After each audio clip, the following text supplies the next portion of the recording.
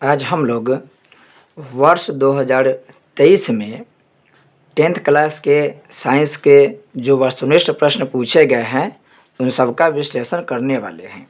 यह set number F है और ये सेकेंड सीटिंग के क्वेश्चन पेपर है। आज हम लोग इसका वस्तुनिष्ठ प्रश्न देखेंगे, फिर उसके बाद जितने भी सब्जेक्टिव प्रश्न होगा उस सब का विश्लेषण करेंगे।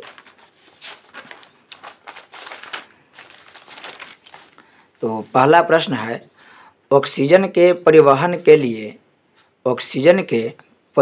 के लिए जिम्मेदार रक्त का घटक है। इसका आंसर होगा आरबीसी। पहले हम लोग आंसर की चर्चा करेंगे, फिर उससे संबंधित जितने भी कुछ प्रमुख बातें हो सकती है उन सब का अध्ययन करेंगे। तो ऑक्सीजन के परिवहन के लिए जिम्मेदार रक्त का घटक आरबीसी होता है। आरबीसी का मतलब होता है red blood cell,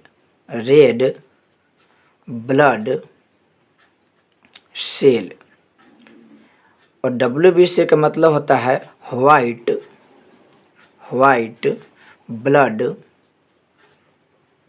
blood cell, और रक्त पट्टिकाणु को बोलते हैं प्लेटलेट्स। हमारे रक्त में आरबीसी की संख्या बहुत ज़्यादा होती है और डब्ल्यूबीसी की संख्या कम होती है। जैसा कि नाम है रेड, तो इसका रंग लाल होता है, और इसका नाम है वाइट ब्लड सेल, इसका मतलब इसका जो रंग होगा वह वाइट होता है। हमारे खून में ये तीनों घटक पाए जाते हैं, आरबीसी, डब्ल्यूबीसी और रक्त प्लेटलेट्स या रक्त पट्टिकाणु। सेकेंड क्वेश्चन है, कृमि रूपी परिशेषिका किसका हिस्सा है? तो कृमि रूपी परिशेषिका आहार नाल का हिस्सा है। कृमि रूपी परिशेषिका का मतलब होता है अपेंडिक्स। इसको इंग्लिश में बोलते हैं अपेंडिक्स।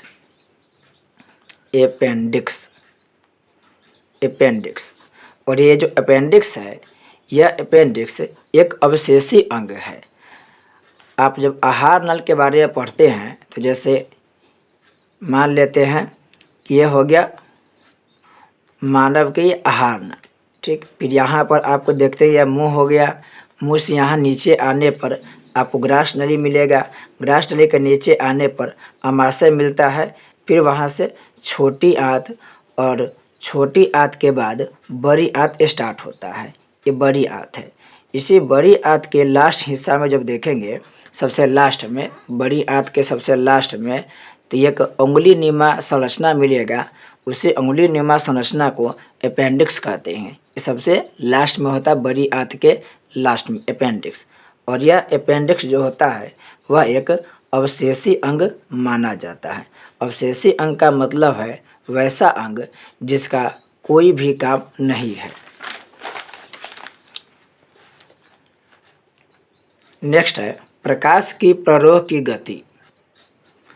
प्रकाश की प्ररोह की गति है। तो प्रकाश की प्ररोह की गति प्रकाशानुवर्तन कहलाता है। यानी प्रकाश के दिशा की तरफ जो गति होती है उसे प्रकाशानुवर्तन कहते हैं, और गुरुत्वाकर्षण के अनुसार जो गति होता है उसे गुरुत्वानुवर्तन कहते हैं। देखिएगा आप लोग, जो पौधे होते हैं वो पौधे के तना प्रकाश के अनुसार गति करते हैं। यानी अगर हम कोई पौधा लगाते हैं, मान लेते हैं कि यह कोई पौधा है,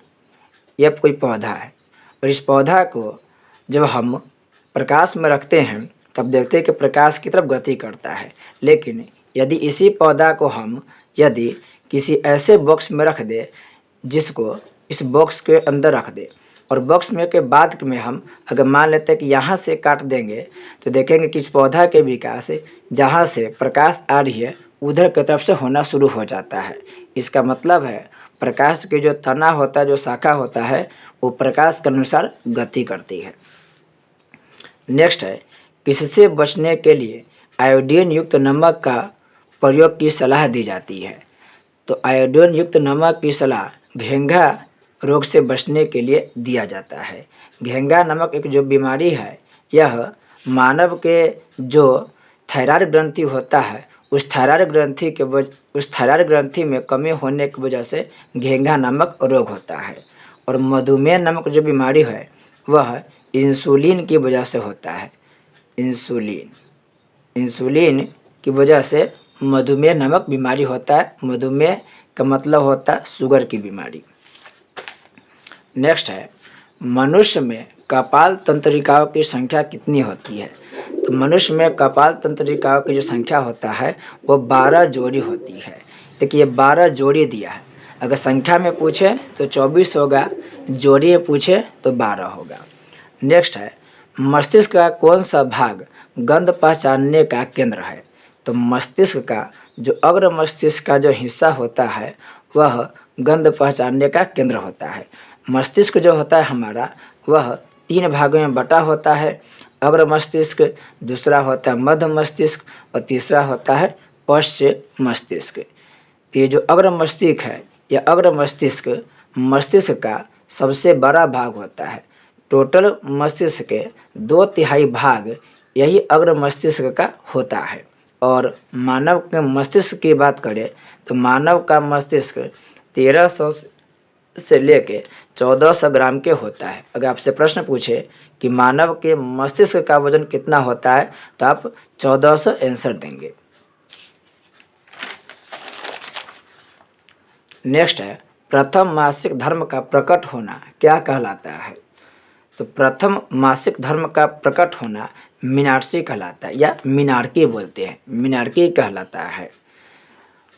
पहली बार जब किसी लड़की में मीनार्की की उत्पत्ति होती है तब उस समय उसकी उम्र 12 से 14 होता है। हालांकि ये उम्र आपको अलग अलग किताब में अलग अलग मिलेगा, क्योंकि उम्र के लिए करके अलग अलग तरह के बात है, क्योंकि वहाँ जो महिलाओं के खान पान की स्थिति, महिलाओं के जो रहन सहन की व्यवस्था है, उसके समाज की व्यवस्था है, उन सबको देखते हुए किसी महिला में यह मीनार्की की स्थिति उत्पन्न होती है।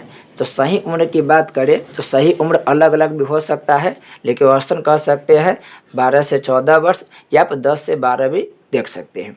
तो प्रथम मासिक धर्म का प्रकट होना मीनार्की या मीनार्ची कहलाता है।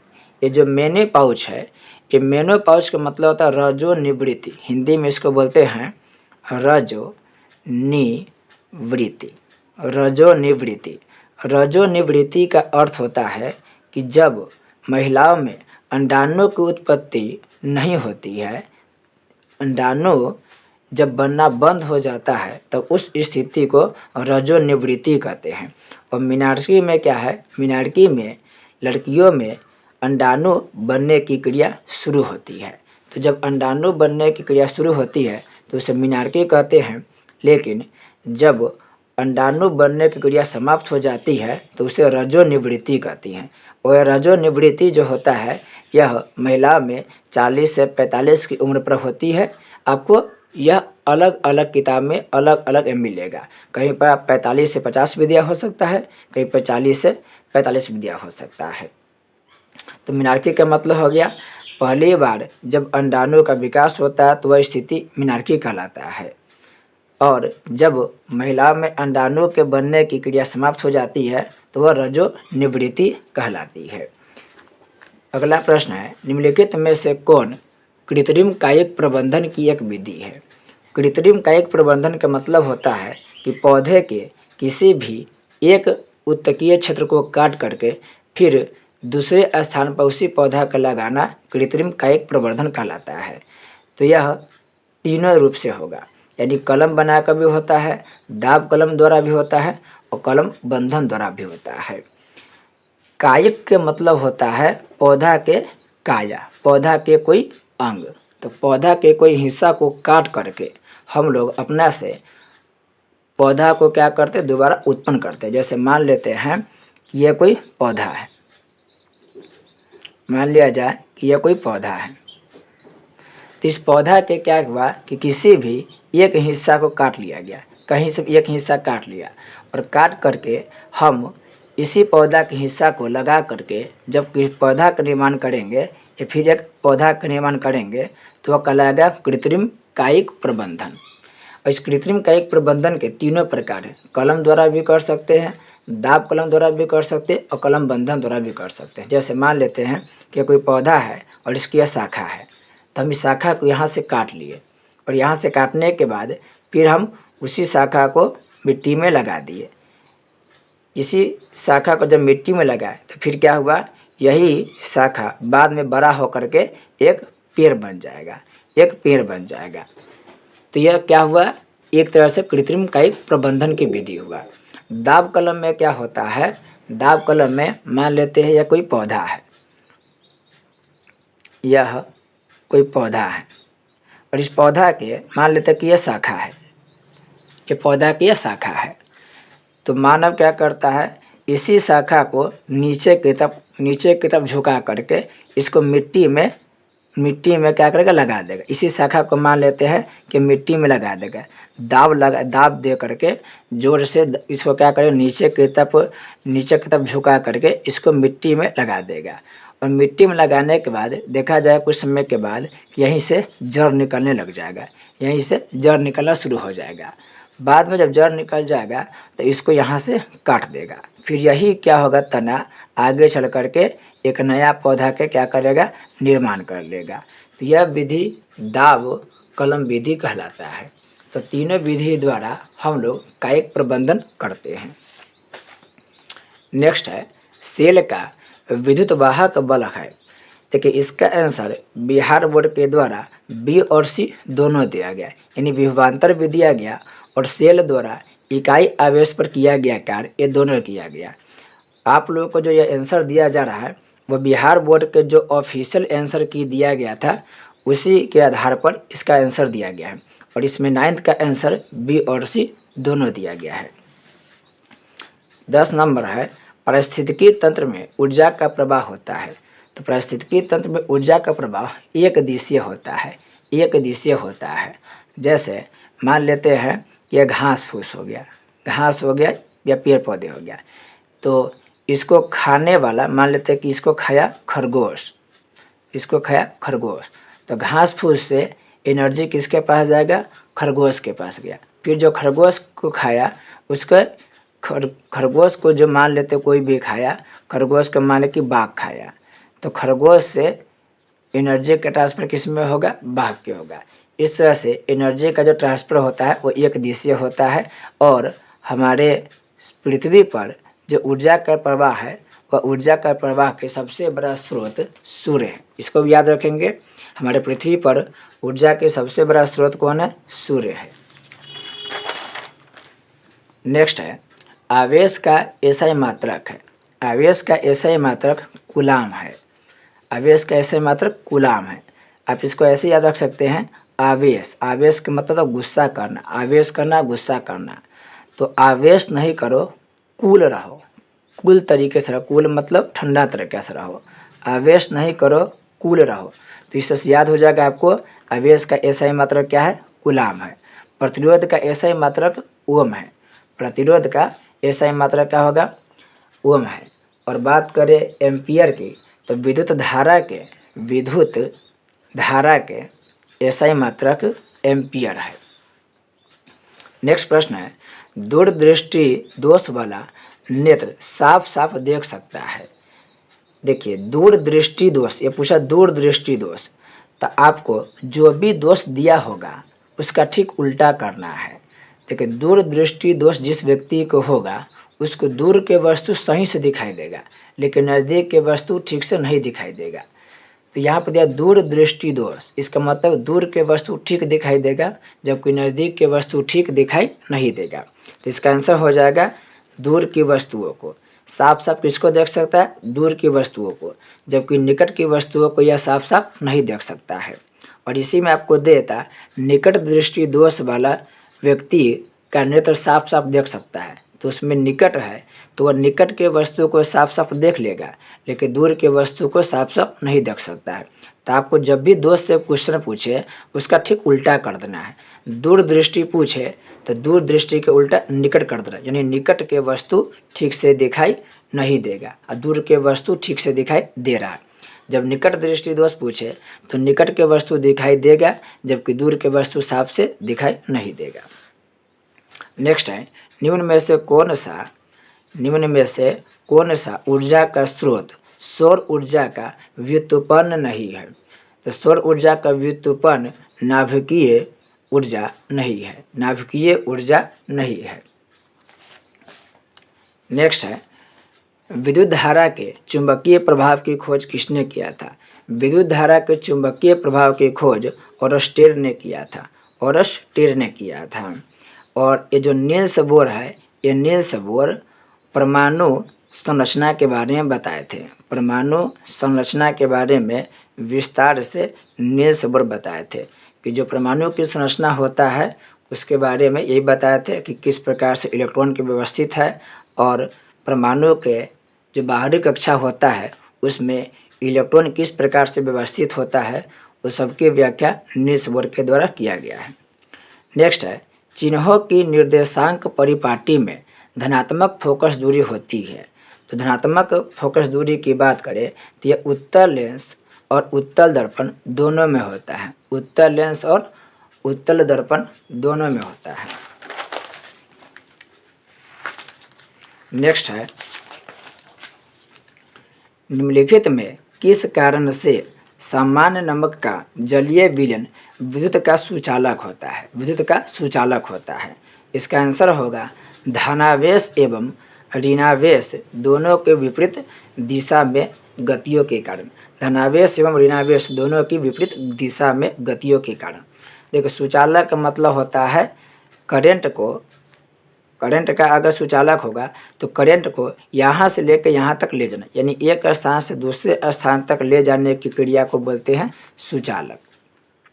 और बात करें सामान्य नमक के, तो सामान्य नमक के संकेत होता है NaCl, NaCl।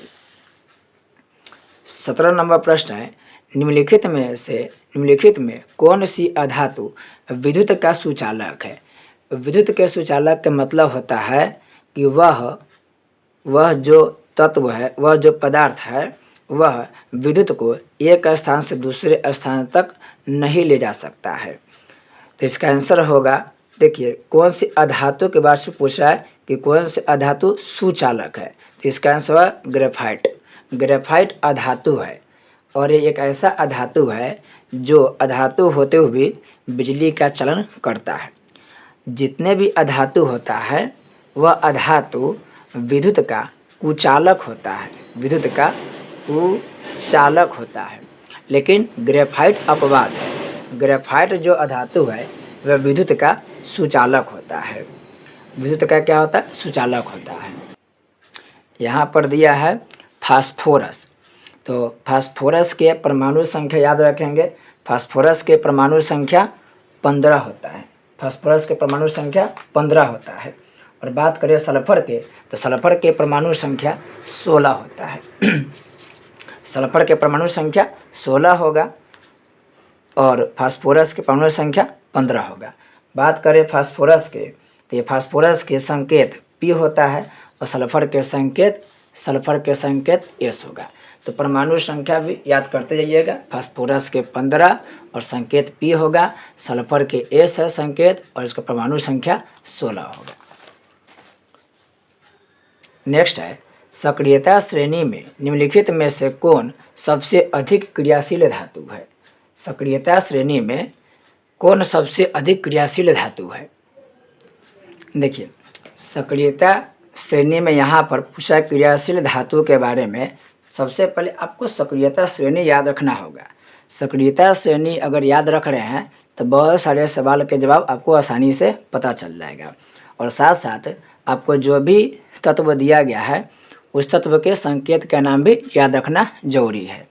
तो सक्रियता श्रेणी आप पढ़े होंगे केमिस्ट्री में, तो सबसे पहले ऊपर आता है सक्रियता श्रेणी में पोटेशियम, फिर आता है कैल्शियम, फिर आएगा आपको सोडियम, फिर आता है मैग्नीशियम। आप सब अगर जानते हो तो ठीक है, नहीं तो इन सबको नोट करते जाएंगे, हालांकि ये सब बातें किताब में दिया होगा। फिर उसके बाद आता है एल्युमिनियम, फिर आता है जिंक, फिर आएगा यहाँ पर लोहा, फिर आता है टीन, और उसके बाद आपको आएगा लेड यानी कि सीसा, तब आता है हाइड्रोजन।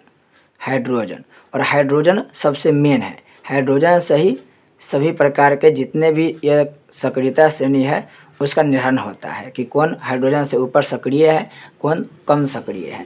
फिर उसके बाद आता है कॉपर, फिर आएगा यहाँ पर Hg यानी कि पारा, फिर आता है Ag यानी चांदी, और उसके बाद आता है Au यानी कि सोना।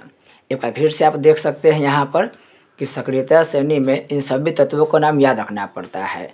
जैसे पोटेशियम हो गया, कैल्शियम हो गया, सोडियम हो गया, यहाँ पर देख सकते हैं पोटेशियम हो गया, कैल्शियम हो गया, सोडियम हो गया, मैग्नीशियम हो गया, एल्युमिनियम हो गया, जिंक हो गया, लोहा हो गया, लोहा को बोलते हैं फेरस, लोहा हो गया। यहाँ पर एसेंस में टीन हो गया, लेड यानी कि शीशा हो गया, हाइड्रोजन हो गया, कॉपर हो गया, Hg यानी कि पारा हो गया, Hg यानी पारा हो गया, और यह हो गया चांदी, और यह हो गया Au से सोना। आपको यह याद रखना पड़ेगा पूरा के पूरा सक्रियता श्रेणी है।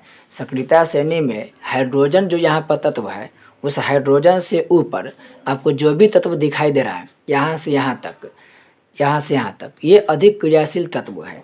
और जैसे जैसे हाइड्रोजन से नीचे जाएंगे वह तत्व कम सक्रिय होगा, यानी इन सब की क्रियाशीलता बहुत कम होती है। और सबसे अधिक क्रियाशील की बात करें तो सबसे अधिक क्रियाशील पोटेशियम होता है, सबसे अधिक क्रियाशील पोटेशियम होता है। तो आप लोग यहाँ पर दे रहा है कि कौन क्रियाशील धातु है, तो ध्यान रखेंगे ये धातु की बात ही पूछ रहा है, तो धातु और धातु इन सब के भी आपको ध्यान रखना होगा। अगर सबसे ऊपर में यहाँ पर दिया है कि पोटेशियम, पोटेशियम धातु तो है लेकिन ऑप्शन के अनुसार इसमें पोटेशियम नहीं दिया है। फिर उसके बाद दिया है यहाँ पर कैल्शियम, तो ऑप्शन के अनुसार कैल्शियम भी नहीं दिया है। फिर दिया है Na यानी कि सोडियम, तो इसमें से Na यानी कि सोडियम ऑप्शन में दिया हुआ है, इसलिए इसका आंसर होगा Na यानी कि सोडियम। आप इन सबको एक बार अच्छा तरीक़ा से देख लेंगे। इसका ट्रिक भी होता है, इसका ट्रिक होता है, आप लिख सकते हैं के से होता है केदार, यहाँ पर केदार नाथ का माली आलू जरा फीके पकाता है, कौन है आगे आओ। इसका एक ट्रिक होता है, आप उस ट्रिक को लिख लेंगे। लेकिन यह ट्रिक आपको तभी याद होगा जब आपको जितने भी तत्व है उस तत्व के नाम और उसके संकेत का नाम याद होगा। इसका ट्रिक है केदारनाथ का माली मांगे आलू जरा फीके पकाता है, कौन है आगे आओ, कौन है आगे आओ। तो ये एक ट्रिक आप लिख लेंगे। इसी ट्रिक के माध्यम से सक्रियता श्रेणी आपको याद हो जाएगा। हमेशा यहाँ से प्रश्न पूछते रहता है कि कौन अधिक क्रियाशील है, कौन कम क्रियाशील है। तो सबसे कम क्रियाशील Au यानी कि सोना मिलेगा, सोना से ज़्यादा सक्रिय Ag यानी कि चांदी मिलेगा, फिर उससे अधिक सक्रिय पारा मिलेगा, फिर तांबा मिलेगा, और जो सबसे ऊपर है वो सबसे अधिक सक्रिय है। और जैसे जैसे नीचे बढ़ेंगे सक्रिय कम होगा। तो पोटेशियम से कम सक्रिय कैल्शियम होगा, उससे कम सोडियम होगा, उससे कम मैग्नीशियम होगा, उससे कम एल्युमिनियम होगा। इसको आप अच्छा तरीक़ा से एक बार चेक करेंगे, इसको 2 बार 3 बार याद करेंगे और उसके संकेत के भी नाम याद रखेंगे, तब जा कर के आपको ये याद होगा। नेक्स्ट प्रश्न है शुद्ध सोना कितने कैरेट का होता है। तो जो शुद्ध सोना होता है वो 24 कैरेट का होता है।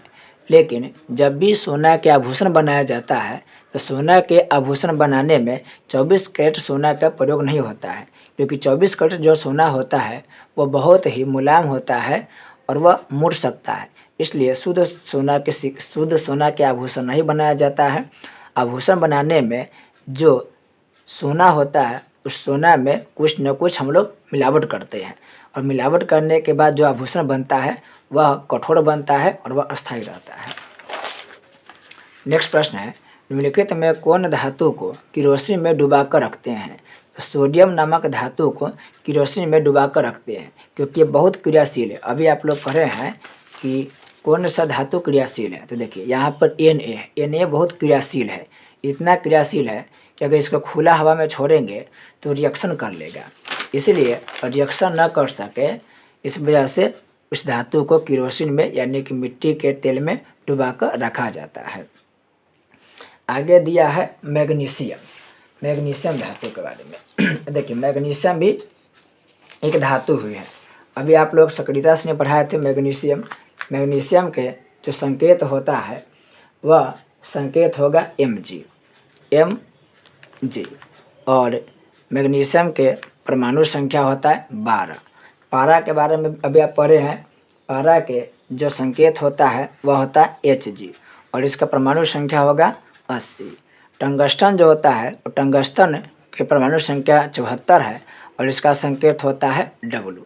तो आप जितने भी तत्व है 118 तत्व है, तो 118 तत्व में आपको कम से कम जितने भी प्रमुख तत्व है उस सबका संकेत और परमाणु संख्या याद रखिए। और हो सके तो 50 तक, कम से कम 50 तक आपको तत्व के परमाणु संख्या याद होना चाहिए।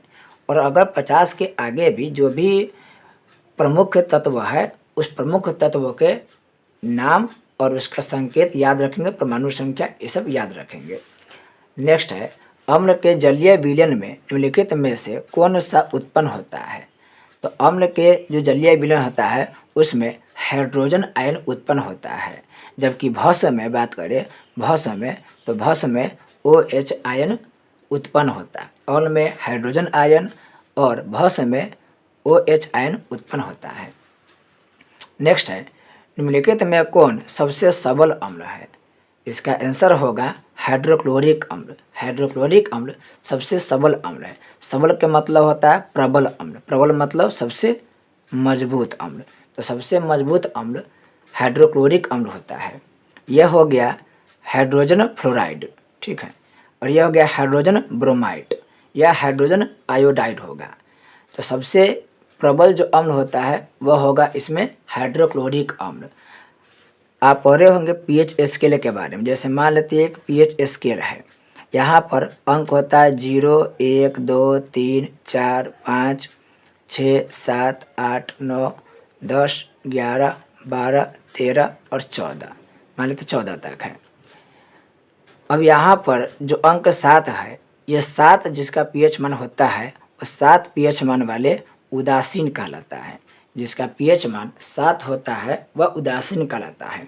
और 7 से कम होने पर 6, 5, 4, 3, 2 होने पर वह अम्ल कहलाता है। उसका पीएच मान 7 से कम है तो वह अम्ल कहलाएगा। और 7 से जिसका पीएच मान ज़्यादा है, 7 से जिसका पीएच मान ज़्यादा है वह क्षार कहलाता है। लेकिन 7 से ज़्यादा कम होंगे, देखिए अगर 6 है तो भी अम्ल कहलाएगा, 5 है तो भी अम्ल कहलाएगा, 4 है तो भी अम्ल कहलाएगा। लेकिन यदि यहाँ पर 4 है और यहाँ पर 1 है तो दोनों तो अम्ल ही कहलाएगा। लेकिन जैसे जैसे घटेगा अंक, जैसे जैसे अंक घटेगा वो ज़्यादा ही अम्लीय होगा। यानी 4 और 1 दोनों अम्ल है, लेकिन एक जिसका पीएच मान 1 होगा वो ज़्यादा अम्लीय होगा। जिसका पीएच मान 6 है वो तो अम्लीय है ही, लेकिन वह कम अम्लीय होगा। इस बात को ध्यान रखेंगे। जैसे जैसे 7 से पीएच मान घटेगा वैसे ही अम्लीयता बढ़ता है। अम्लीयता क्या होगा, बढ़ता है। यानी जिस वस्तु का पीएच मान 2 होगा वो भी अम्ल होगा और जिसका पीएच मान 5 है वो भी अम्ल होगा। लेकिन 2 वाला के पीएच मान बहुत ज़्यादा कम है, इसलिए वह बहुत ज़्यादा अम्लीय होगा। और 7 से आगे जाएंगे तो क्षारीयता प्रदर्शित करता है। तो 8 वाला भी क्षार होगा। जिस वस्तु का पीएच मान 8 है वो भी क्षार होगा और जिसका 13 है वो भी क्षार होगा। लेकिन 8 जिसका पीएच मान है वह कम क्षारीयता के गुण रखेगा, लेकिन जिसका पीएच मान 13 है उस वह अधिक क्षारीयता का गुण रखेगा। तो 13 वाला अधिक क्षारीयता होगा और 8 वाला कम क्षारीयता होगा। अगर आपको यह बात नहीं समझ में आया तो वीडियो को धीरे धीरे सुने और इस बात को नोट कर ले। नेक्स्ट है, शुद्ध जल का पीएच मान होता है। शुद्ध जल के पीएच मान 7 होता है। पीएच मान 7 होता है और जिसका पीएच मान 7 होता है उसे उदासीन कहा जाता है। तो पानी क्या उदासीन है, पानी का न तो कोई रंग है, न गंध है और न ही स्वाद है। 0 वाला बहुत अम्लीय होगा, 5 वाला अम्लीय होगा, अम्लीय। और जो 14 वाला है वो तो क्षारीय होगा, लेकिन क्षार में क्या तो अत्यधिक क्षारीय होगा। यह जो होगा अधिक क्षारीयता का गुण रखेगा। नेक्स्ट है, निम्नलिखित में से कौन सा पदार्थ का जलीय विलयन नीले लिटमस पत्र को लाल कर देता है।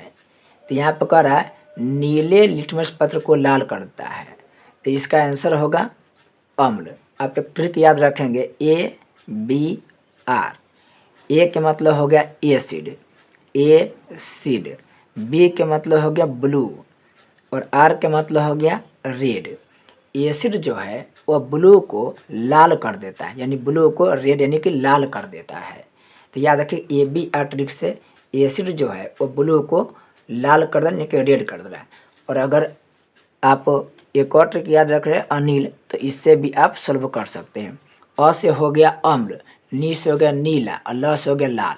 तो ये जो अम्ल होता है अम्ल, अ से का मतलब हो गया अम्ल, नी के मतलब हो गया नीला और लाल का मतलब हो गया लाल। ये जो अम्ल है वो नीला को क्या कर दे रहा है, लाल कर दे रहा है। अम्ल के गुण होता है को नीला लिटमस पत्र को लाल कर देगा। इसी के उल्टा होता है क्षार, इसी के उल्टा क्या होगा, क्षार। यानी जो क्षार है वो लाल लिटमस पत्र को क्या कर देगा, तो नीला कर देगा, नीला कर देगा। आप अम्ल याद रखेंगे तो क्षार अपने आप याद हो जाएगा। अम्ल जो होता है वो नीला लिटमस पत्र को क्या कर दे रहा है, लाल कर दे रहा है। और जो क्षार है वो क्षार लाल लिटमस पत्र को नीला कर दे रहा है। नेक्स्ट है पेंटेन, जिसका अणुसूत्र C5H12 है, के कितने संरचना समावयवी संभव है। इसका आंसर होगा 3। देखिए संरचना समावयवी आप मुख्य चैप्टर में पढ़ेंगे। जैसे यह C5 और H12 है और इसको बोलते हैं पेंटेन, चूँकि 5 है तो पेंटेन कहलाता है। आप इसको ऐसे बना सकते हैं, जैसे आपको 5 कार्बन है, 1 2 3 4 और ये 5, और कार्बन के श्रृंखला जुड़ा होता है। कार्बन बहुत सारे श्रृंखला में, ये जो बहुत सारे श्रृंखला में प्रदर्शित कर सकते हैं कार्बन को। अब यहाँ पर आप जहाँ जहाँ खाली स्थान है वहाँ पर H को रख देंगे। यहाँ पर H कम से कम 4 H होना चाहिए, सब जगह H, यहाँ भी H, यहाँ भी H और यहाँ भी H। अब आप देखेंगे तो इसमें C के संख्या आपको 5 मिलेगा, 1 2 3 4 5, और 5 वाले को बोलते हैं पेंटेन। फिर आप पढ़िएगा मुख्य वीडियो में यहाँ पर कि संतृप्त क्या होता है, असंतृप्त क्या होता है, सिंगल बॉन्ड डबल बॉन्ड, वो सब मुख्य चैप्टर में पढ़ेंगे। यहाँ पर आपको जैसे पेंटेन निकालना, तो पेंटेन यानी कि 5, तो 5 कार्बन लेंगे, 1 2 3 4 5, और जहाँ जहाँ खाली स्थान है वहाँ पर H डालेंगे। तो यहाँ पर देखिए H सब जगह डाल दिए हैं।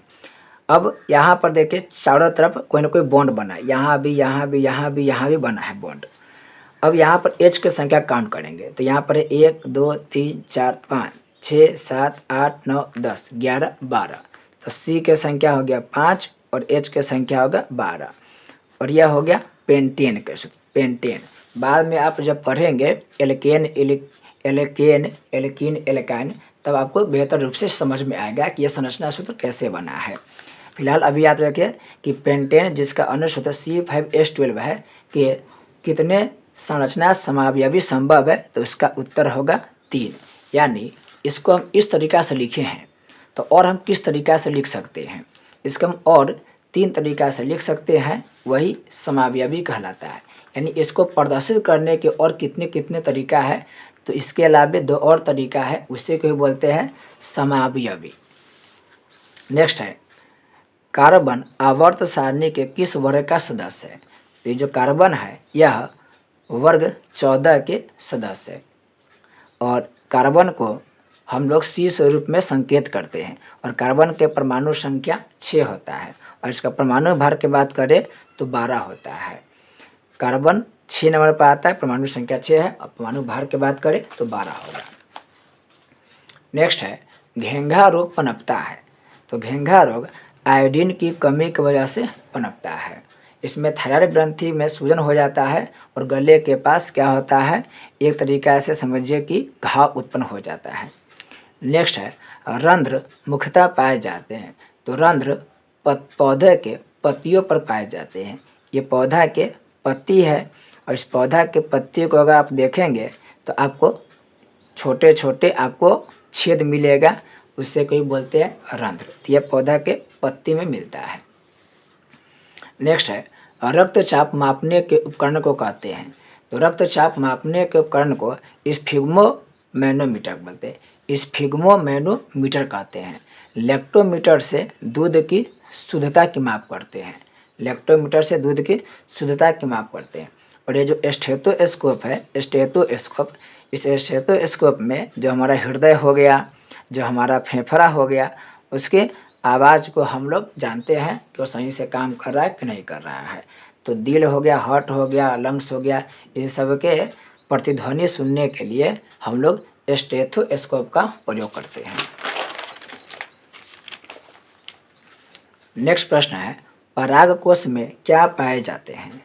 तो परागकोश में परागकण पाए जाते हैं, परागकोश में परागकण पाए जाते हैं।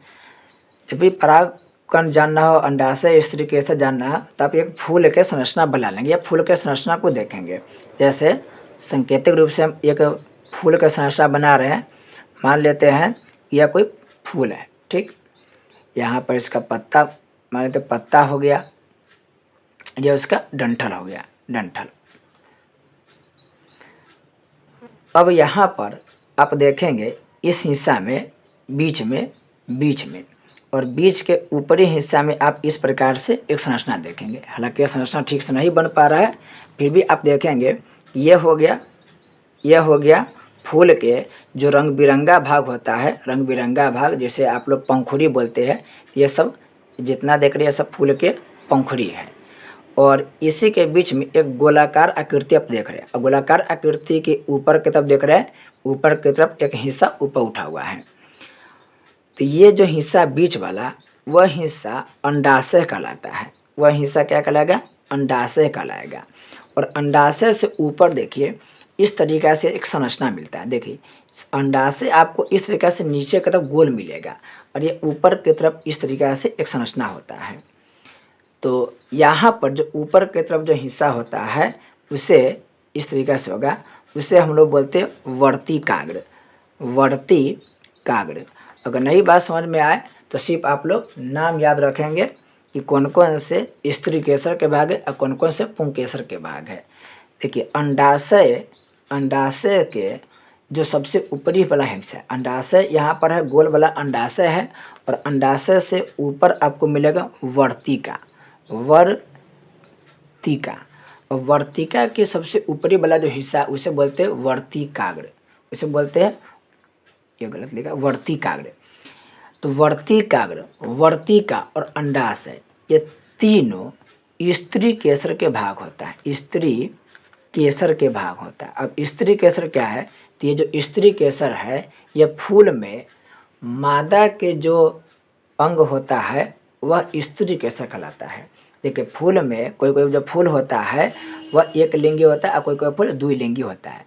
तो ये जो फूल है उस फूल में जो फीमेल के ऑर्गन होता है, महिला के जो संरचना होता है, अंग होता है, वही है ये, और वही कहलाता है स्त्री केसर। तो स्त्री केसर में तीन चीज़ आता है, एक आता है वर्तिकाग्र, एक आता है वर्तिका और एक आता है अंडाशय।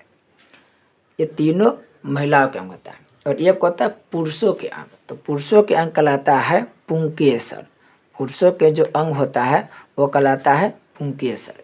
तो इसी फूल में हम यहाँ पर बना रहे हैं। जैसे मान लिया जाए कि ये एक फूल है, ठीक है, समझने की कोशिश कीजिएगा। ये एक तरीक़ा से मान लेते हैं ये फूल है, ठीक, ये पत्ता हो गया, ये फूल है। ये जो देख रहे हैं आप इस टाइप के आकृति के, यह हो गया पंखुड़ी।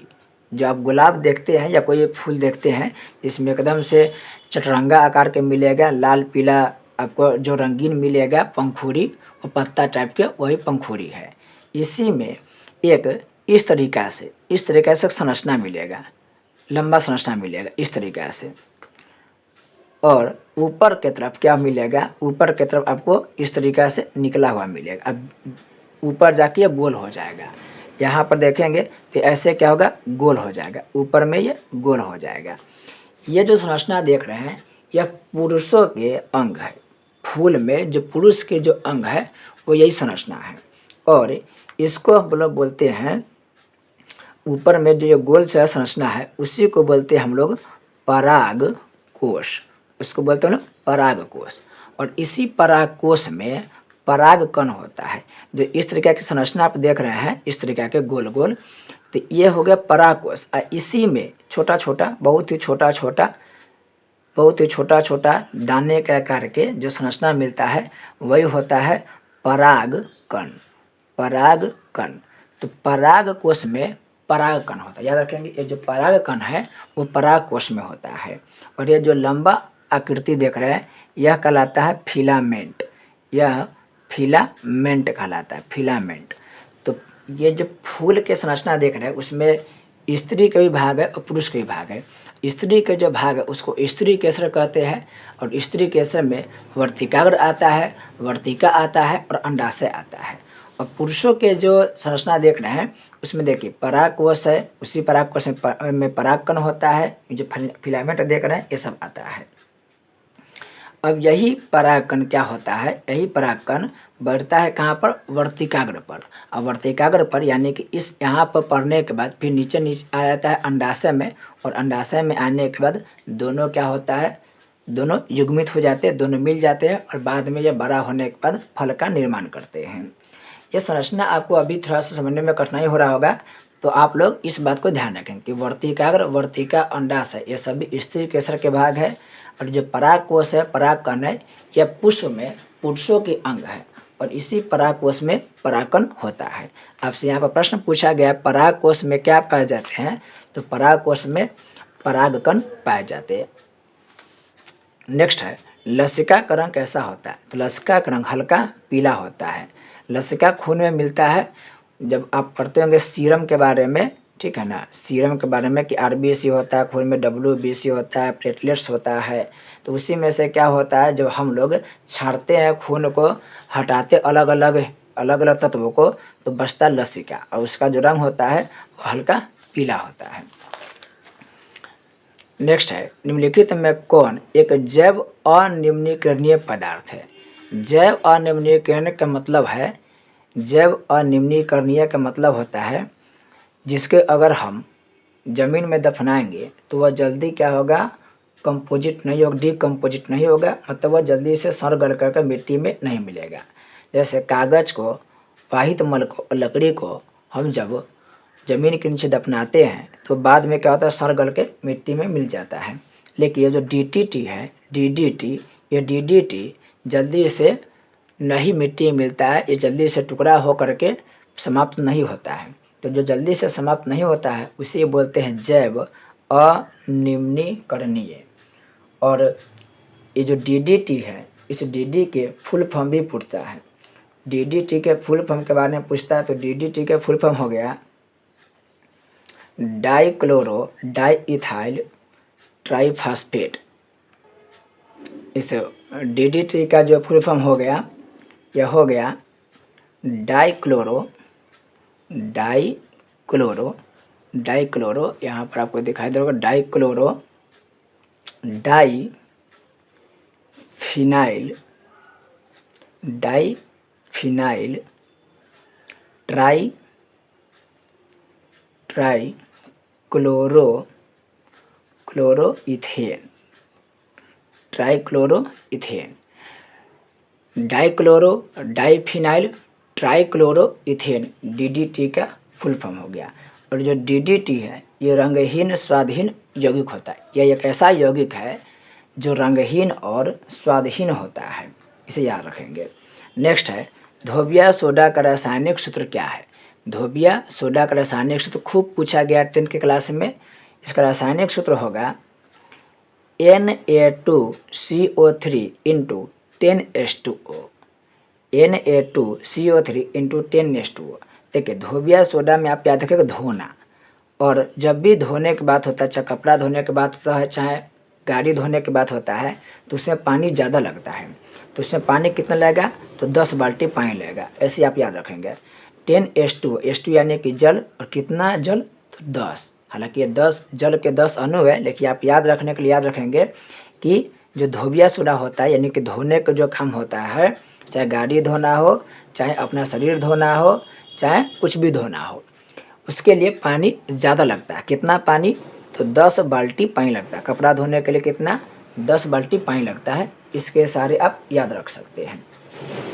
अब यहाँ पर है NaHCO3, NaHCO3 इसको बोलते हैं हम लोग खाने वाला सोडा। देखिए धोबिया सोडा हो गया और ये होगा खाने वाला सोडा, खाने वाला सोडा। खाने वाले सोडा को बोलते हैं baking soda, baking soda, baking soda, इसको भी याद रखेंगे। NaHCO3 खाने वाला सोडा हो गया, इसे ही बेकिंग सोडा बोलते हैं। और एक है KNO3, KNO3 इसको बोलते हैं हम लोग पोटेशियम नाइट्रेट। तो यहाँ पर लिख दे रहे हैं potassium, potassium, potassium nitrate, potassium nitrate, इसे भी ध्यान रखेंगे। KNO3 पोटेशियम नाइट्रेट हो गया। NaHCO जो 3 है यह खाने वाला सोडा यानी कि बेकिंग सोडा हो गया, यह धोबिया सोडा हो गया। और यह CH3 COOH यह जो है यह एक गैस होता है, यह आप पढ़ते हुइएगा एक अम्ल होता है एसिटिलीन, आप एक पढ़े हुइएगा अम्ल,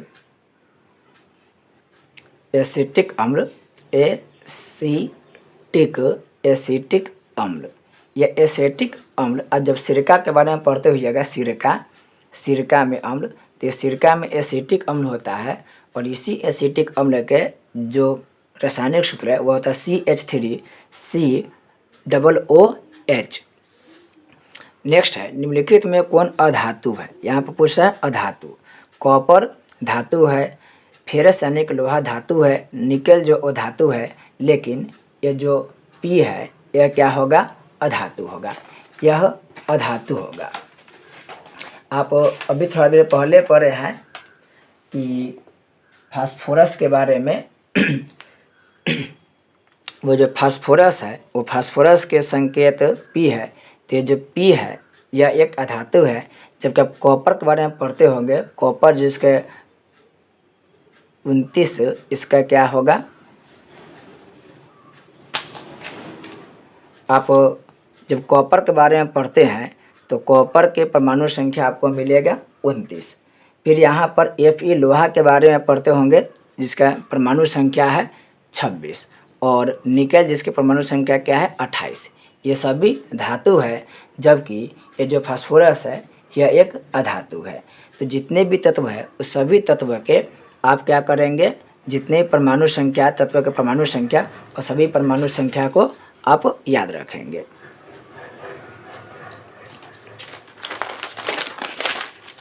नेक्स्ट प्रश्न है कैल्शियम की परमाणु संख्या क्या है। तो कैल्शियम की परमाणु संख्या 20 है। कैल्शियम की परमाणु संख्या आपको 20 मिलेगा और इसका संकेत भी याद रखिएगा। कैल्शियम के संकेत होता है Ca। मैग्नीशियम के परमाणु संख्या 12 होता है, Mg मैग्नीशियम परमाणु संख्या 12 होता है। आर्गन के परमाणु संख्या 18 होता है। और जो मैग्नीज है, याद रखेंगे, जो मैग्नीज है वो मैग्नीज के परमाणु संख्या 25 मिलेगा और इसका संकेत होता है Mn। तो जितने भी परमाणु आपको जितने भी आपको तत्व मिलेगा उस तत्व के परमाणु संख्या और उसके संकेत दोनों आपको याद रखना अनिवार्य है। नेक्स्ट है मेंडेलीव की आवर्त सारणी में वर्गों की संख्या कितनी है। तो मेंडेलीव आपको पता है कि यही मेंडेलीव आवर्त सारणी दिया था और मेंडेलीव आवर्त सारणी अपना दिया था सन 1871 ईस्वी में। 1871 में ये दिया था आवर्त सारणी और उस समय वर्गों की संख्या कितना था, तो 8 था। याद रखेंगे मेंडेलीव के आवर्त सारणी वर्गों की संख्या 8 है। अभी वर्तमान में 18 वर्ग है, लेकिन उस समय 8 वर्ग हुआ करता था। और ये अपना जो आवर्त सारणी दिया था वह दिया था 1871 में दिया था। इसके अलावा आप याद रखेंगे कि मेंडेलीव के समय में तत्वों की संख्या 63 था। यह भी प्रश्न पूछा जाता है। मेंडेलीव के समय जो तत्वों की संख्या था वह था 63।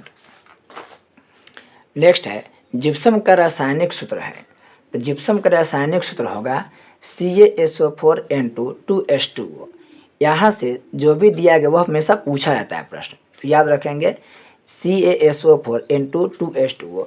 20 ऐसे रासायनिक सूत्र है जिसका हमेशा रिपीटेशन होता है क्लास 10th में, और वह 20 जो भी रासायनिक सूत्र है उसको एक अलग वीडियो में आपको दे दिया जाएगा। वही 20 या 25 जो भी रासायनिक सूत्र होगा उसको अगर आप याद कर रहे हैं तो उससे अलग कोई भी रासायनिक सूत्र अभी तक नहीं पूछा गया है, उसी का हमेशा रिपीटेशन होता है।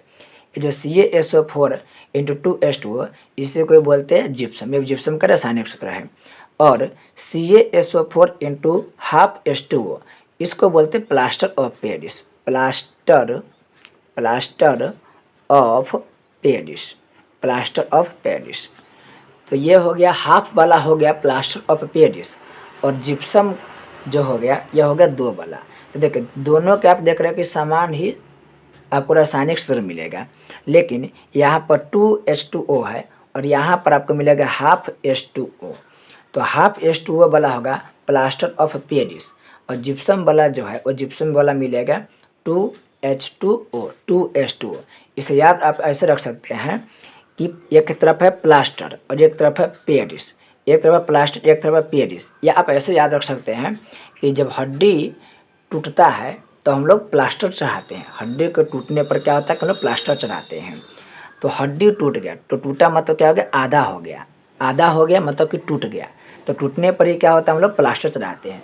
जब हड्डी आधा हो जाता है तो हम लोग क्या चढ़ाते हैं, प्लास्टर चढ़ाते हैं। तो आप ऐसे भी याद रख सकते हैं कि आधा वाला जो होगा वो आधा वाला प्लास्टर ऑफ पेरिस होगा, जबकि जो 2 है वो 2 होगा जिप्सम वाला, जिप्सम वाला 2 होगा। आप या ऐसे भी याद रख सकते हैं कि जिप्सम एक शब्द है सम, सम, और 2 जो है वह 2 सम संख्या है, 2 सम संख्या। इस तरीक़े से भी आप इसको याद रख सकते हैं। नेक्स्ट है बोरान का परमाणु भार क्या है। तो बोरान के परमाणु संख्या है 5, और इसका बोरान के परमाणु संख्या है 5 और इसका परमाणु भार होता है लगभग 10.8। तो आप इसको 11 लिख सकते हैं। बोरान के जो परमाणु भार होगा वो होगा 10.8। नेक्स्ट है कैलामाइन निम्नलिखित में से किस धातु का अयस्क है। तो यह कैलामाइन जिंक का अयस्क है, जिंक का अयस्क है। एल्युमिनियम के अयस्क की बात करें तो एल्युमिनियम के अयस्क है बॉक्साइट, बॉक्साइट एल्युमिनियम का अयस्क है, और एल्युमिनियम आता है 13 नंबर पर, एल्युमिनियम 13 नंबर पर आता है। Fe जो आता है वो आता है 26 नंबर पर, यानी कि लोहा।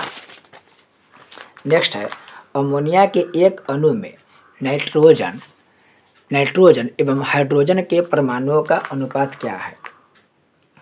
देखिए अमोनिया के अणु में कारक नाइट्रोजन और हाइड्रोजन के परमाणु का अनुपात कितना है।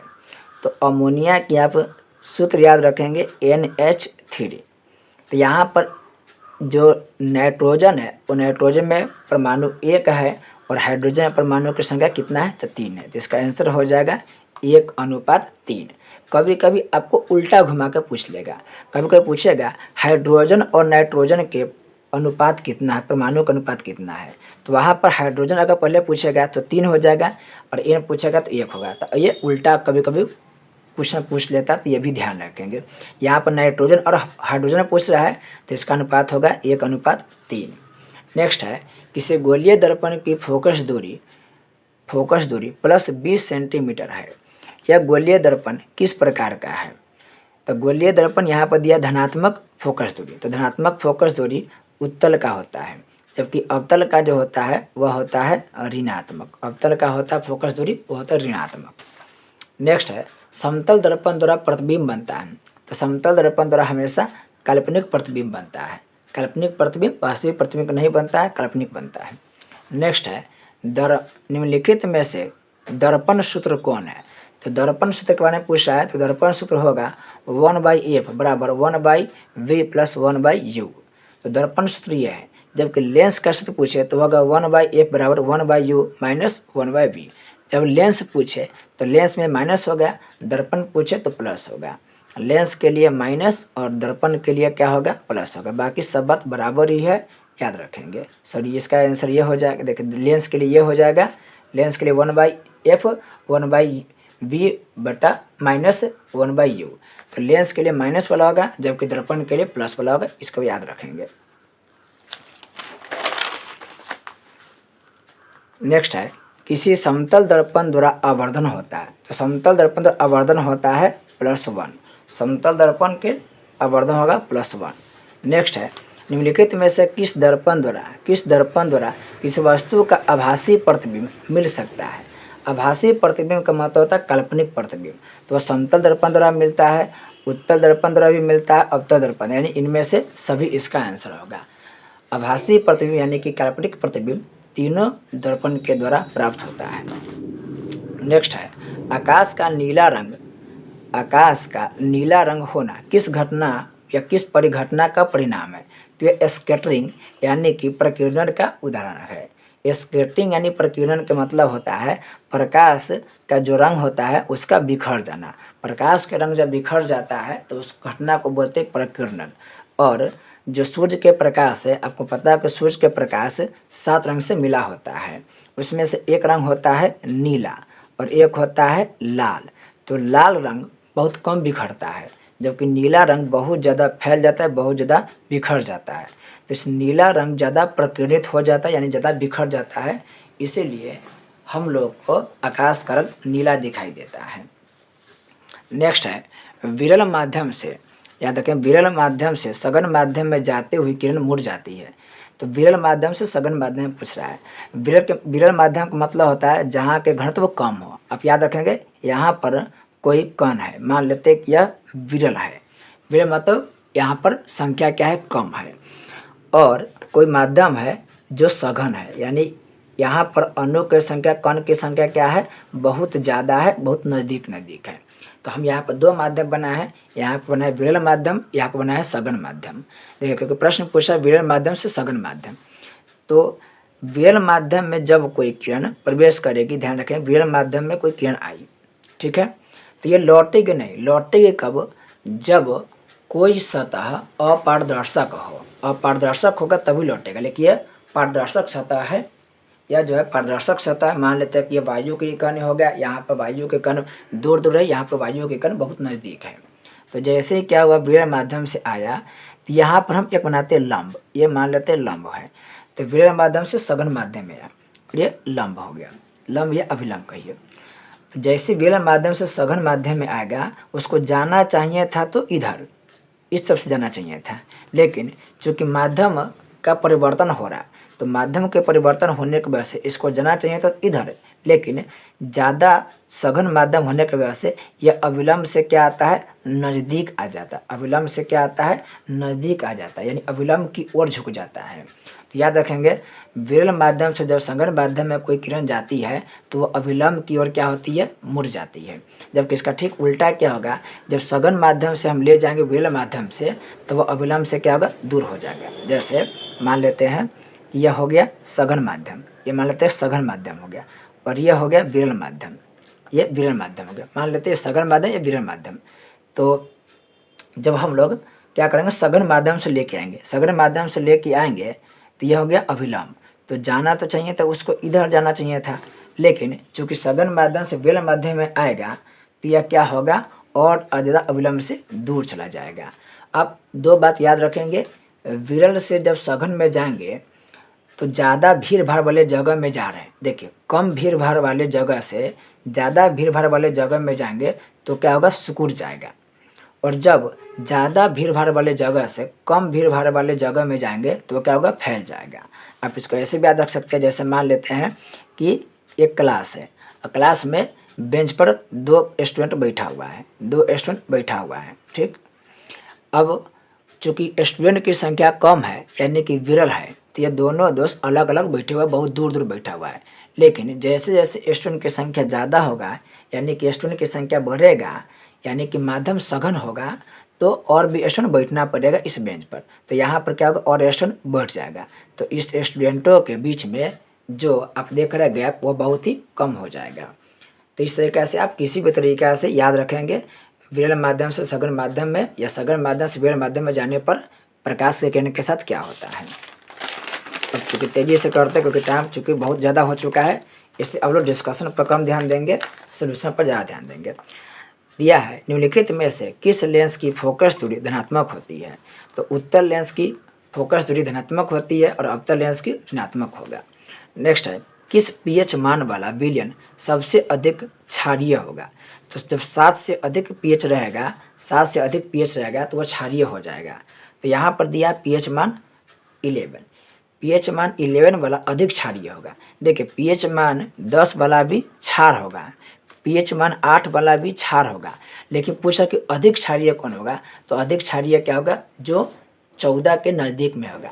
तो इन सबसे ज़्यादा ये है, इसलिए 14 के नज़दीक में ये है, इसलिए सबसे ज़्यादा क्षारीय होगा। ये भी क्षार होगा, ये भी क्षार होगा, लेकिन अधिक क्षारीय ये होगा। और 7 से चूँकि ये कम है इसलिए ये अम्लीय होगा। नेक्स्ट है, चूना जल का रासायनिक नाम क्या है। चूना जल का रासायनिक नाम है कैल्शियम हाइड्रोक्साइड। कैल्शियम हाइड्रोक्साइड चूना जल के रासायनिक नाम। इसके संकेत की बात करें, सूत्र के रासायनिक सूत्र की बात करें तो CaOH के होल ट्वाइस चूना जल के रासायनिक नाम हो गया, ये भी ध्यान रखेंगे, CaOH का होल ट्वाइस। नेक्स्ट है, निम्नलिखित में सोडा एस का सूत्र कौन है।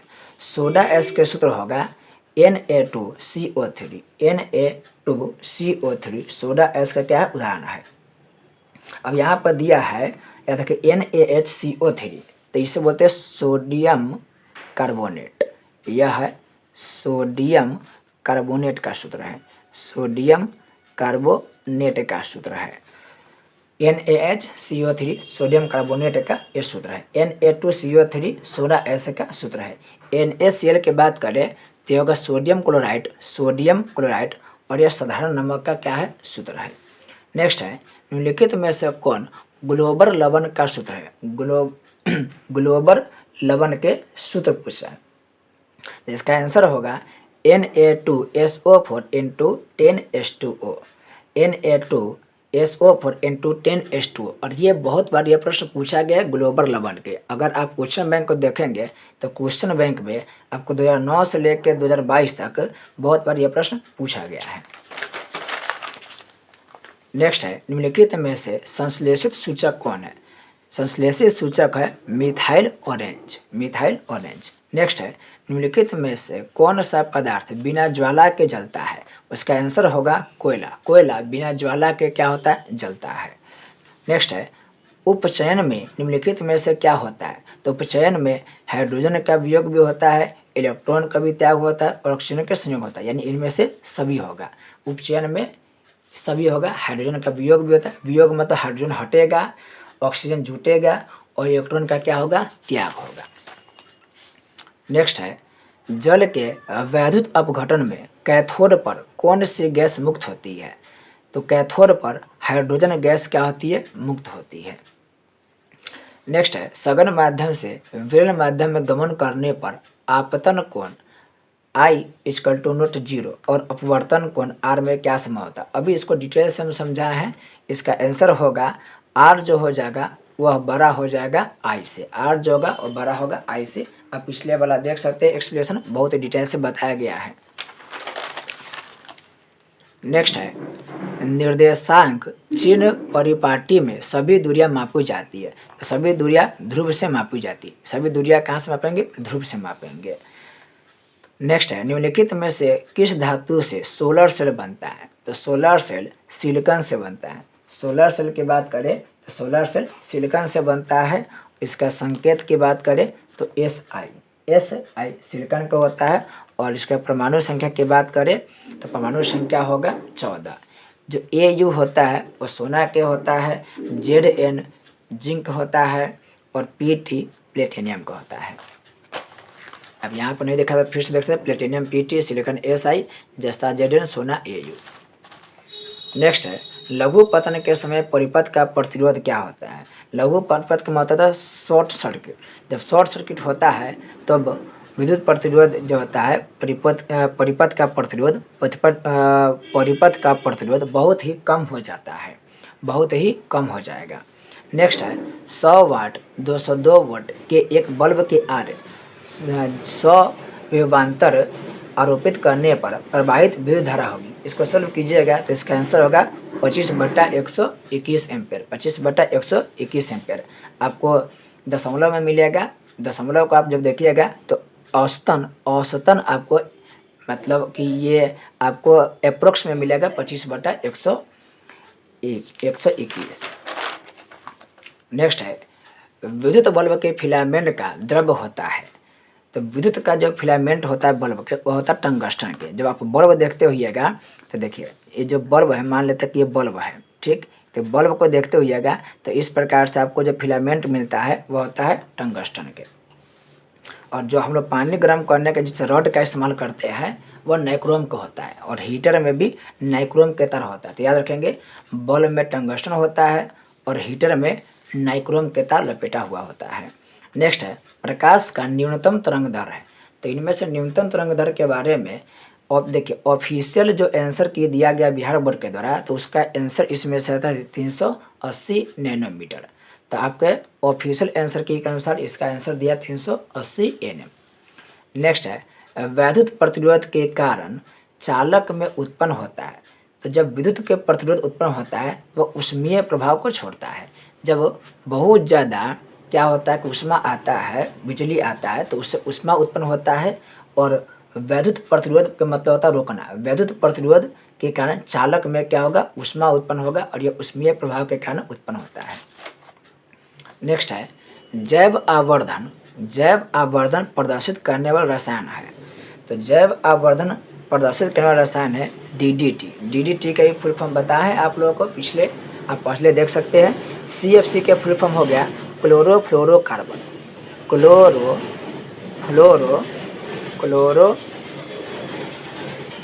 CFC का फुल फॉर्म हो गया क्लोरोफ्लोरोकार्बन। याद रखेंगे, जब आप पढ़ते ओजोन परत के बारे में, तो ओजोन परत को क्षय करने में इस CFC का बहुत बड़ा रोल है। इसी CFC की वजह से ओजोन परत में क्या हो रहा है, ह्रास हो रहा है, कमी हो रही है। अब DDT बता दे। ATP को आपको बताए थे। ATP क्या होता है, एडिनोसाइन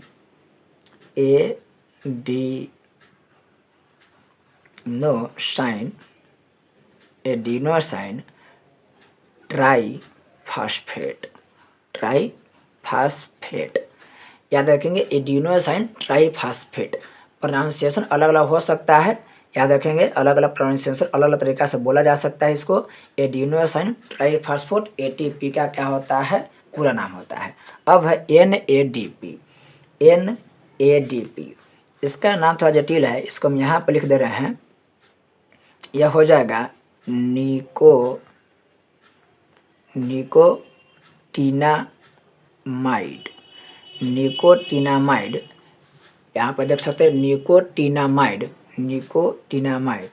एडीनिन। अब एडीनिन गुआनिन की चर्चा बायोलॉजी में विशेष रूप से होता है। निकोटाइन एडीनिन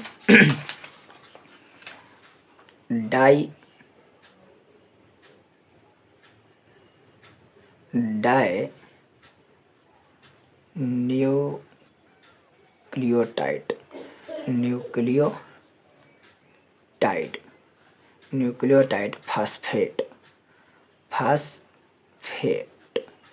फिर से देखेंगे आप लोग, निकोटिनामाइड एडेनिन डाइन्यूक्लियोटाइड फास्फेट, यह होता है NADP का फुल फॉर्म। आपको ठीक से नहीं दिखाई देगा, थोड़ा सा फिर भी आप लोग ऊपर करके आपको देख सकते हैं। निकोटिनामाइड एडेनिन डाइन्यूक्लियोटाइड फास्फेट, यह इसका फुल फॉर्म हो गया, पूरा नाम हो गया।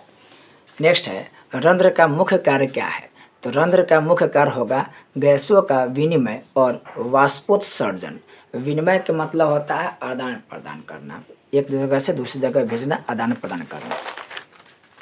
नेक्स्ट है वायुमंडल में CO2 का प्रतिशत कितना है। तो वायुमंडल में CO2 का प्रतिशत होगा 0.03। देखिए 0.03 होगा। यहाँ पर देखिए आपको सब जगह देखा था कि 0.3, 0.003, यहाँ पर 0.0003%। तो याद रखेंगे, यहाँ पर 3 है तो अंक पूरा देखिए डिजिट तो 3 ही मिलेगा। तो 0 के बाद 0.3 दिया, यानी 1 2 3, तो 3 वाला आप याद रखेंगे, टिक लगाएंगे। वायुमंडल में CO2 यानी कि कार्बन डाइऑक्साइड का प्रतिशत कितना है, तो 0.03%। नेक्स्ट है पौधों में उत्सर्जित पदार्थ है। तो पौधों में उत्सर्जित पदार्थ टैनिन भी है, गोंद भी है, रेजिन भी, यानी इनमें से सभी होगा। जो चीर जो होता है चीर, और चीर नामक पौधे के उत्सर्जित पदार्थ रेजिन कहलाता है। नेक्स्ट है डायलिसिस मशीन द्वारा रक्त का शुद्धिकरण की प्रक्रिया क्या कहलाती है। तो यह कहलाता है हीमोडायलिसिस। रक्त के शुद्धिकरण की प्रक्रिया। इसमें शरीर से क्या होता है, खून निकाला जाता है और एक मशीन के माध्यम से खून को शुद्ध करके फिर शरीर में छोड़ दिया जाता है। नेक्स्ट है, निम्नलिखित में कौन गुरुत्वानुवर्तन का उदाहरण है? गुरुत्वानुवर्तन का मतलब है गुरुत्वाकर्षण के अनुसार क्या करना, वृद्धि करना है। तो यह होगा जड़ में वृद्धि। तो जो जड़ होता है कोई भी पौधा के, जैसे मान कर लीजिए कि ये पौधा हो गया, कोई भी पौधा हो गया, तो इस पौधा का जो जड़ होगा वो नीचे की ओर जाता है, जबकि सारा कुछ देखिए ऊपर की ओर जा रहा है। तो जड़ जो होता है वह गुरुत्वाकर्षण के अनुसार वृद्धि करता है, यानी नीचे के अनुसार वृद्धि करता है। नेक्स्ट है, पूर्ण विकसित अंडाशय कहलाता है। तो जो अंडाशय विकसित होता है तो वह फल कहलाता है, फल कहलाता है। नेक्स्ट है, लैंगिक जनन संचालित रोग है। तो लिंग के द्वारा जो फैलने वाला रोग है वह होता है AIDS, AIDS, acquired immunodeficiency syndrome. एक बार फिर से बोलते रहे, एक्वायर्ड इम्यूनो डिफिशियंसी सिंड्रोम, यह एड्स का पूरा नाम है। पूरा नाम एड्स का हो गया acquired immunodeficiency syndrome. Next है, निम्नलिखित में से कौन पराग कोष में पाया जाता है? अभी आप लोग डिटेल से बताए थे फूल के बारे में। तो जो पराग कोष में परागकण मिलता है, आपको बताए थे कि यह होता है पौधा के ये एक तरीका के फिलामेंट होता है। और यहाँ पर आप देख सकते हैं कि जो छोटा छोटा है वह है पराग कोष, और इसी पराग कोष में अंदर की तरफ परागकण भरा होता है। तो पराग कोष में क्या होगा, तो पराग कोष में परागकण होता है। नेक्स्ट है, निम्नलिखित में से कौन पादप हार्मोन नहीं है? देखिए पादप हार्मोन प्रश्न नहीं है, तो इसका आंसर होगा ऑक्सीटोसिन। ऑक्सीटोसिन मानव हार्मोन है, मानव हार्मोन है, न कि पादप हार्मोन। पादप हार्मोन का मतलब हो गया पौधा के हार्मोन, यह हो गया मानव हार्मोन। महिलाओं में ऑक्सीटोसिन निकलता है। और पादप हार्मोन की बात करें तो ऑक्सीन पादप हार्मोन है, साइटोकाइनिन पादप हार्मोन है, एथिलीन पादप हार्मोन है। इसके अलावा एक हार्मोन है पौधा में जिसको बोलते हैं जिबरेलिन्स, जिबरेलिन्स, यह भी पौधा के हार्मोन है। एक और होता है एबीसिसिक, एबीसिसिक। ये पांचों हार्मोन याद रखेंगे आप लोग, ऑक्सीन, जिबरेलिन्स, एबीसिसिक, साइटोकाइनिन और एथिलीन, ये सभी पांचों पादप हार्मोन पौधा का हार्मोन है। और जो ऑक्सीटोसिन है ये मानव हार्मोन है। नेक्स्ट है, अलैंगिक जनन की विधि है, यानी एक होता है लिंग के द्वारा रिप्रोडक्शन करना यानी प्रजनन करना, एक होता है अलैंगिक विधि द्वारा संतान को आगे बढ़ाना। तो यह होता है बीजाणु जनन द्वारा, मुकुलन द्वारा, विखंडन द्वारा, यानी इनमें से सभी।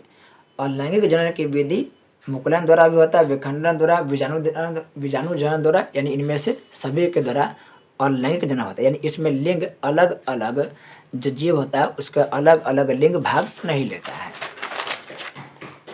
नेक्स्ट है, मेंडल ने अपने प्रयोग के लिए किस पौधे का चयन किया था? इसका आंसर का मटर। काफ़ी यह आसान प्रश्न है और बहुत बार यह प्रश्न पूछा गया है। तो मेंडल ने मटर के पौधे का प्रयोग किया था। नेक्स्ट है, निम्नलिखित में से किन को जीव विज्ञान का पिता कहा जाता है? जीव विज्ञान के पिता अरस्तु को कहा जाता है, अरस्तु को कहा जाता है। नेक्स्ट है, मानव युग्मक में लिंग गुणसूत्रों की संख्या होती है। तो लिंग गुणसूत्रों की संख्या 2 होता है।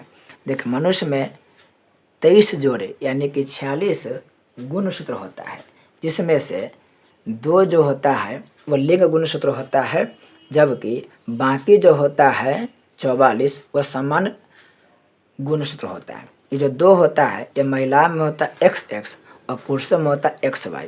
यही XX और XY लिंग गुणसूत्र कहलाते हैं। लिंग का निर्धारण इसी के द्वारा होता है।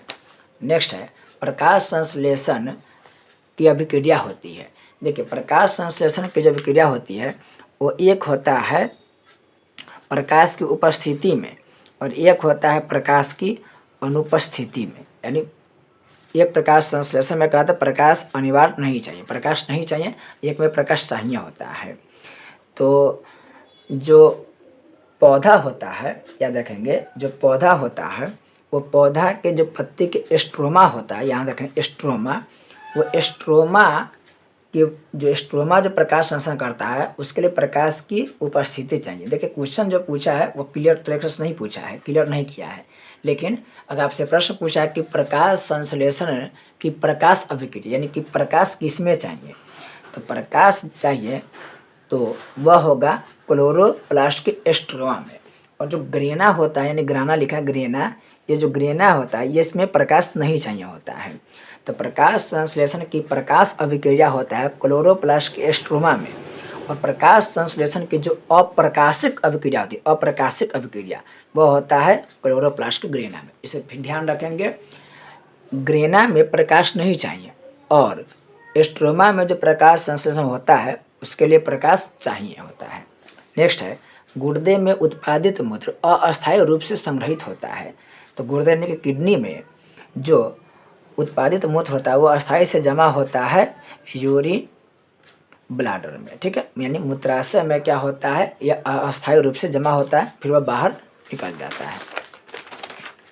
इस तरह से क्या हुआ, 80 प्रश्न हम लोग देख लिए हैं।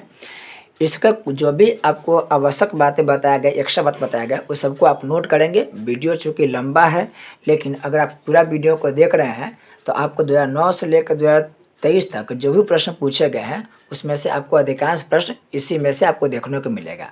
और वर्ष 2024 में जो एग्ज़ाम होगा उस 2024 में भी आपको यहाँ से प्रश्न देखने को मिलेगा। जो भी आपको एक्स्ट्रा बात बताई गई है वह सब 2024 के लिए अत्यंत महत्वपूर्ण रहने वाली है। तो मिलते हैं एक नए वीडियो के साथ, तब तक के लिए बहुत बहुत